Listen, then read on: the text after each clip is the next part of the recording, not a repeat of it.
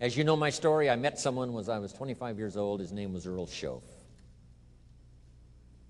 who dropped into my life at an extraordinary time.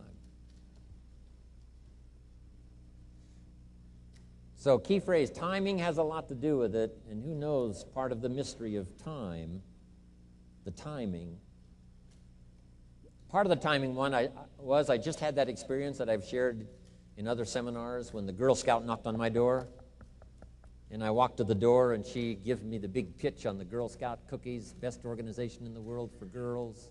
Got several flavors, time to buy the cookies, only $2.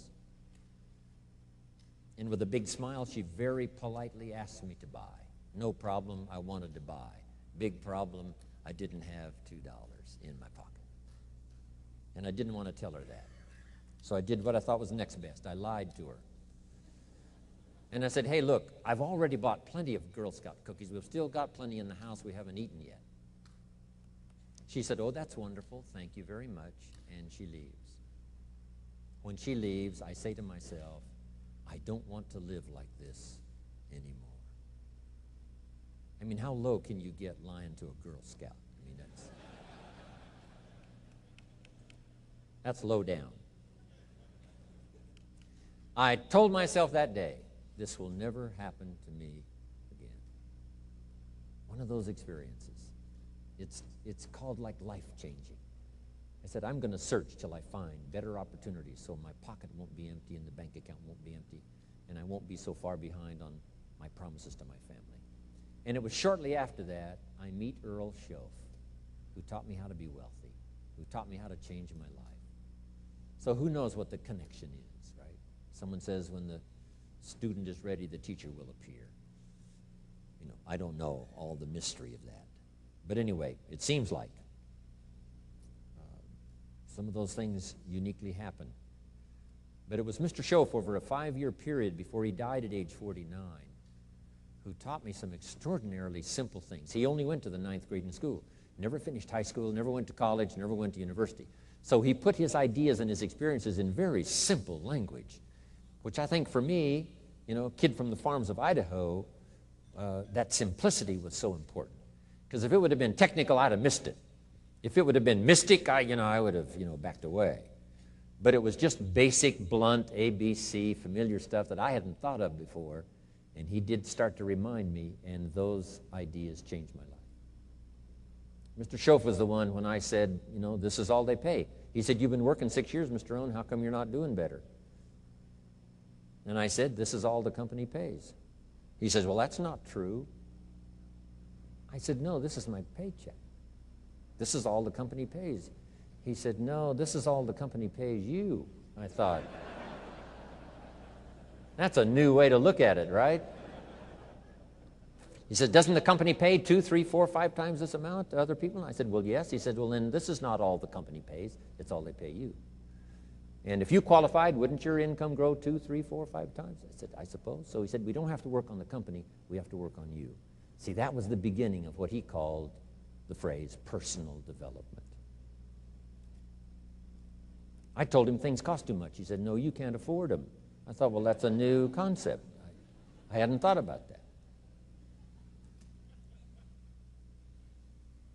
We put some of the valuable things on the high shelf, so you can't get to them until you qualify. If you want the things on the higher shelf, you got to stand on the books you read. Every book you read, you get to stand a little higher so you can get the things on the higher shelf. See, I learned those concepts. It was so incredible. And here was the most important one. Success is something you attract by the person you become. See, that phrase changed my life. Success is something you attract by the person you become. Success is not something you pursue. It's like chasing a butterfly. You can't quite catch it. Success is something you attract by becoming an attractive person. See, those were new concepts to me. I'm just working hard trying to make a living. Here's what he said to me. This changed my life. I got a chance to teach this in Moscow and across Russia. 3 visits, now the 4th. Here's what Schoaf taught me. Profits are better than wages. Nobody taught me that in high school. Nobody taught me that. I went to 1 year of college. Nobody taught me. Profits are better than wages. Wages make you a living. Profits make you a fortune. And how could you work on both a living and a fortune? He said, well, you could start part-time working on your fortune while you're working full-time on your living. I thought, wow.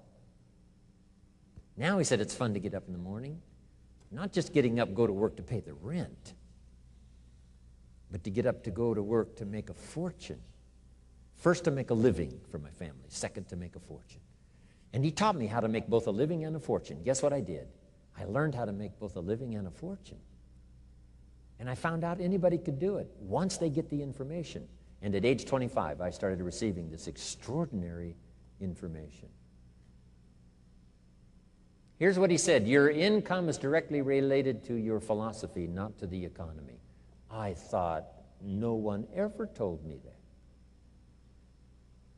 I kept hoping the economy would change. He said, no, your philosophy has to change.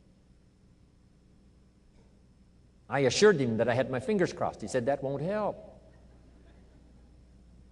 Then what could I do to change my income and multiply it by 2, by 3, by 5, by 10, and then multiply it by 10 again? What could I do?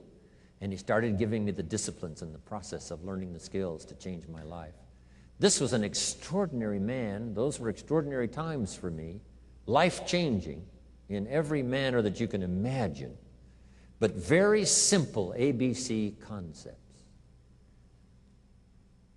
Here's what I learned: not to search for the exotic until you've discovered the basic. And those basic philosophies that he shared with me during that time were life-changing, and he called it personal development.